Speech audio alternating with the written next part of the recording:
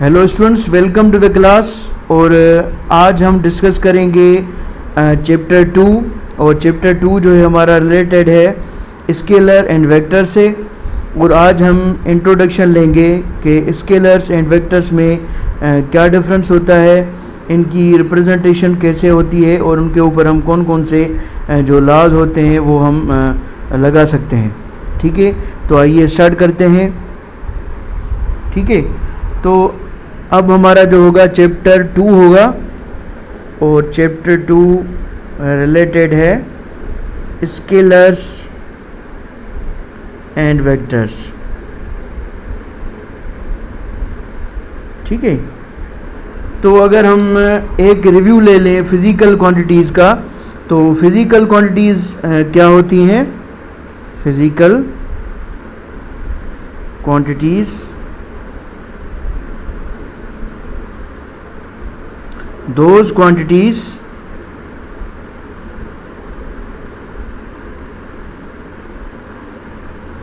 that can be measured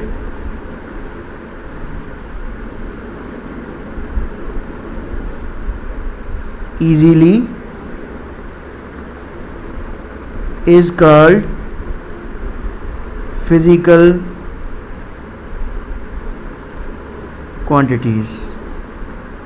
हम physical quantities उन quantities को कहते हैं जो हमारी क्वांटिटीज़ इजीली मेजर हो सकती हैं, हम उनको कहते हैं फिज़िकल क्वांटिटीज़। ठीक है, और फिज़िकल क्वांटिटीज़ के हमने जो है वो दो टाइप्स पिछले चैप्टर के अंदर डिस्कस किए थे। एक हमारा इनका टाइप होता है बेस क्वांटिटीज़ और इसका दूसरा टाइप होता है ड्राइव्ड क्वांटिटीज़।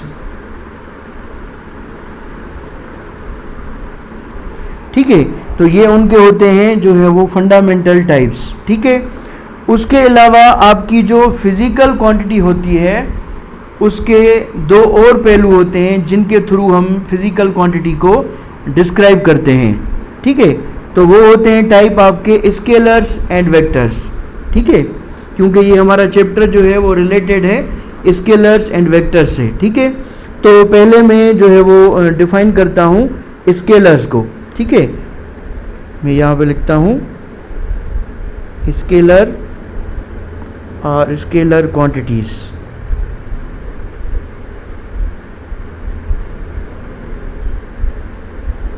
ठीक है, स्केलर या स्केलर क्वांटिटीज़ जो है वो किन्हें का जो है वो किसे कहा जाता है? ठीक है, तो those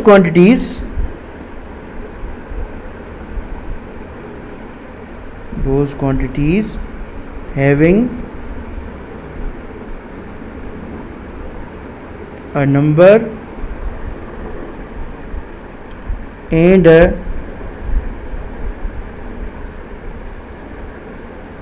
appropriate unit is called scalar quantities. ठीक है, आपकी स्केलर क्वांटिटीज़ वो क्वांटिटीज़ होती हैं जिनको आपका जो है वो एक नंबर भी डिस्क्राइब करता है और दूसरा उनको एक एप्रोप्रिएट यूनिट होता है। ठीक है, फॉर एग्जांपल मैं उनके कुछ आपको एग्जांपल्स देता हूँ स्केलर्स के। ठीक है, कौन कौन से होते हैं स्केलर्स के टाइप्स? फॉर एग्जांपल जो हम जनरल कॉमन पढ़ते हैं, मैं कुछ एग्जांपल्स देता हूँ आपको। जैसे आपकी लेंथ हो गई, ठीक है, वॉल्यूम हो गया, आपका एरिया है। ठीक है, उसके अलावा मास है, टाइम है, टेम्परेचर है। ठीक है, वर्क है, एनर्जी हो गई आपकी। ठीक है, डेंसिटी है आपकी, स्पीड हो गई and frequency.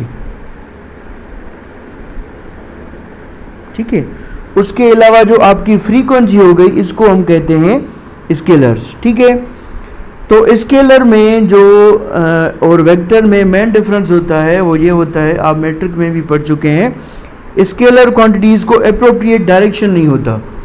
Scalar quantities does not have a appropriate direction, इनको अप्रोप्रिएट डायरेक्शन नहीं होता, ठीक है। और उसके अलावा अगर हम बात करें तो आप यहाँ पे पॉइंट लिख सकते हैं, scalar quantities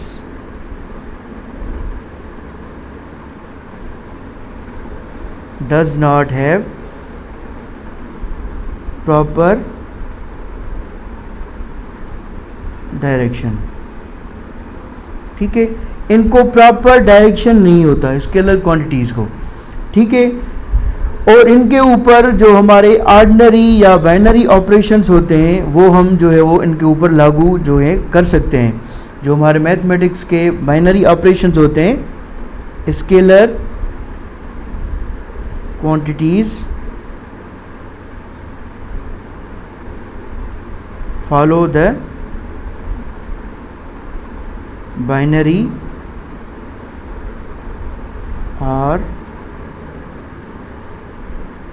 ordinary operations of algebra, ठीक है। मैथमेटिक्स के अंदर जो अलजबरा के हमारे रूल्स होते हैं वो हम स्केलर्स के ऊपर जो है वो लगा सकते हैं। वो कौन कौन से रूल्स आते हैं अलजबरा के, उसमें आपकी जो है वो डिवीजन आ जाती है, मींस स्केलर्स डिवीजन का प्रोसेस जो है वो फॉलो कर सकते हैं। उसके अलावा आपके स्केलर्स एडिशन के रूल को क्या करते हैं, फॉलो करते हैं। और ये इसके अलावा क्या करते हैं, सब्ट्रैक्शन का जो लॉ होता है इसको भी क्या करते हैं, फॉलो करते हैं। उसके अलावा मल्टीप्लिकेशन का जो रूल होता है इसको भी फॉलो करते हैं, ठीक है। तो स्केलर्स क्वांटिटीज़ डिवीजन के ऊपर, डिवीजन के लॉज को भी फॉलो करती है, एडिशन के लॉज को भी फॉलो करती है, सब्ट्रैक्शन के लॉज को भी फॉलो करती है, और उसके अलावा मल्टीप्लिकेशन जो रूल्स होते हैं उनको भी फॉलो करती है, ठीक है। जैसे मैं आपको एग्जांपल देता हूँ, अगर हम लेंथ का एग्जांपल लें, ठीक है, तो अगर हम डिवीजन का, पहले डिवीजन का लेते हैं, डिवीजन का यहाँ पे एग्जांपल लेते हैं। सपोज़ कर लीजिए आपके पास 60 kg एक क्वांटिटी है, उसको आप डिवाइड कर रहे हैं 20 kg से, ठीक है। तो यहाँ पे आपका जो है वो कितना आ जाएगा आंसर, 3 kg। तो 3 kg आपकी क्या हो जाएगी, मास आपकी स्केलर क्वांटिटी है, तो मींस डिवीजन का रूल जो है वो हम इसके ऊपर क्या कर सकते हैं, अप्लाई कर सकते हैं, ठीक है। उसके अलावा आपका जो 3 + 3 हो जाएगा, ये क्या हो जाएगा, ये हो जाएगा 6 kg, ठीक है। अगर हम kg की बात करें तो ये एडिशन का रूल भी क्या कर सकती है, अप्लाई कर सकती है। उसके अलावा हम सब्ट्रैक्शन का रूल भी अप्लाई कर सकते हैं, 6 kg minus for suppose 4 kg equal हो जाएगा 2 kg के, तो ये 2 kg ये भी आपकी एक स्केलर क्वांटिटी हो गई, ठीक है। और इसके ऊपर मल्टीप्लिकेशन का रूल भी जो है वो यूज़ किया जा सकता है, for suppose 5 kg into 3 kg, तो टोटल कितना आ जाएगा, 3 × 5 15 kg, ठीक है। तो ये चारों जो रूल्स होते हैं हम अप्लाई कर सकते हैं स्केलर क्वांटिटीज़ के ऊपर, ठीक है। उसके बाद है स्केलर क्वांटिटीज़ की representation, scalar quantities representation,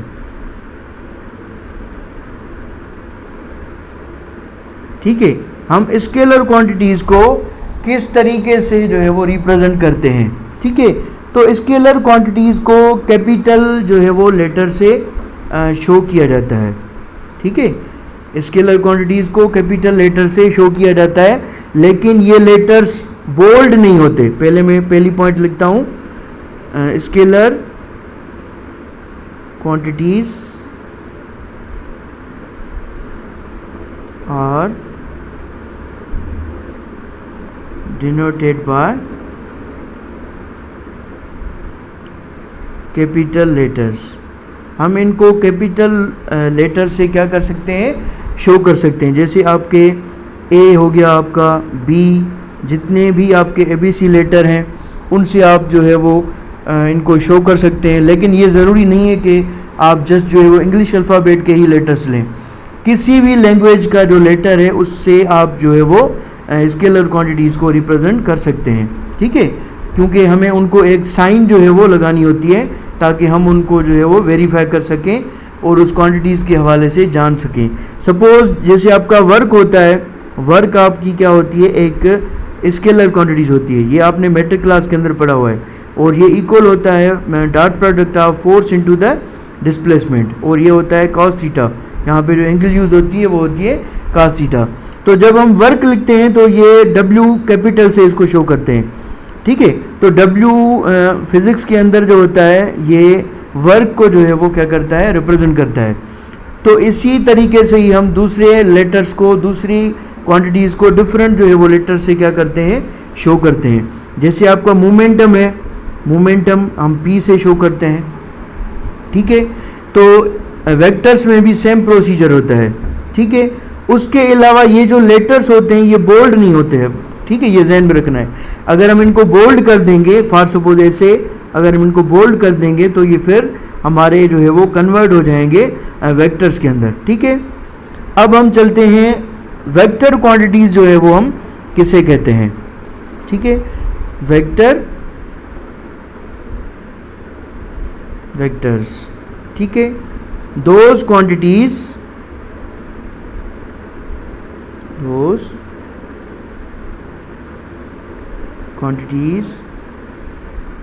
having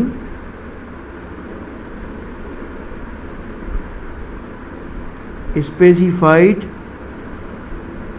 unit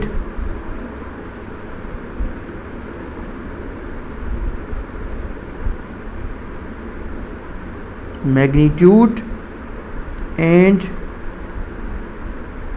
proper direction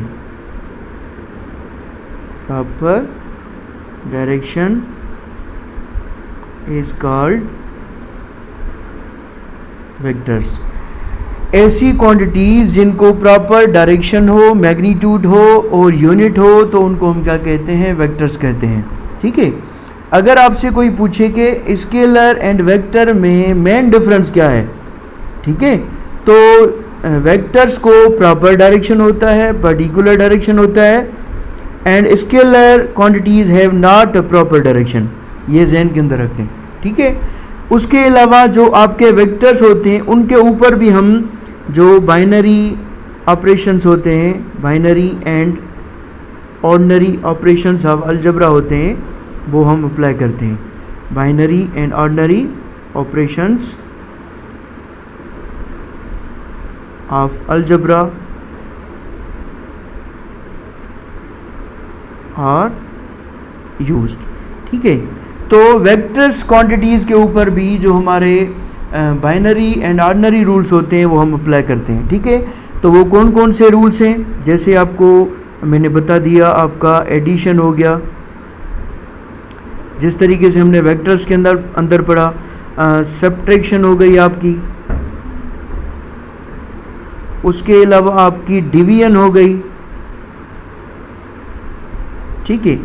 उसके अलावा आपकी हो गई एडिशन हो गई, सब्ट्रैक्शन, डिवीजन एंड मल्टीप्लिकेशन हो गई आपकी, मल्टीप्लिकेशन, ठीक है। तो इनके ऊपर हम क्या क्या लगा सकते हैं, ये हम वेक्टर्स के ऊपर अप्लाई कर सकते हैं, ठीक है। उसके बाद हम आते हैं कि वेक्टर्स जो होते हैं उनकी रिप्रेजेंटेशन, पहले आते हैं उनके एग्जाम्पल्स के ऊपर, वेक्टर क्वांटिटीज़ के एग्जाम्पल्स। मैं यहाँ पे लिखता हूँ एग्जाम्पल्स ऑफ वेक्टर्स।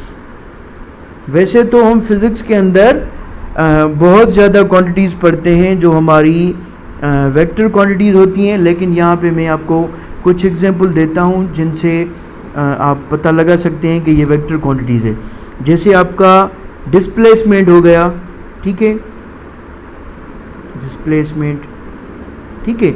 डिस्प्लेसमेंट आपको पता है, इसकी डेफिनेशन आप मैट्रिक में भी पढ़ चुके हैं, ये होता है shortest distance between two points, shortest distance between two points, ठीक है। और इसको हम एस से रिप्रेजेंट करते हैं और उसके ऊपर एरो देते हैं, ठीक है।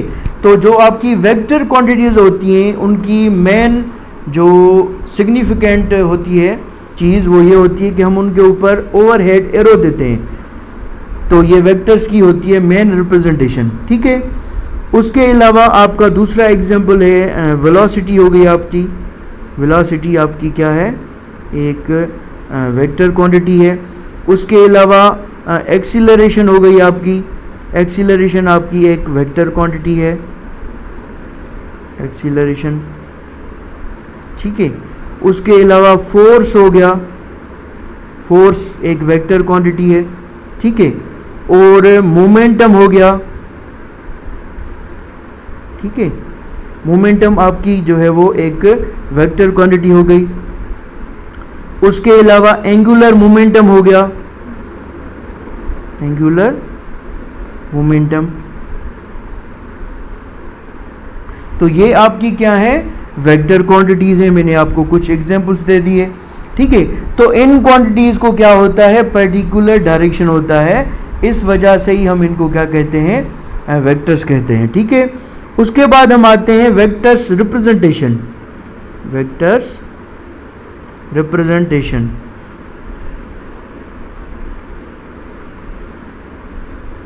वेक्टर्स रिप्रेजेंटेशन में की अगर हम बात करें तो इसको ग्राफिकल जो इसका टाइप होता है उसमें हम इसको ग्राफिकल मेथड जो होता है इसका,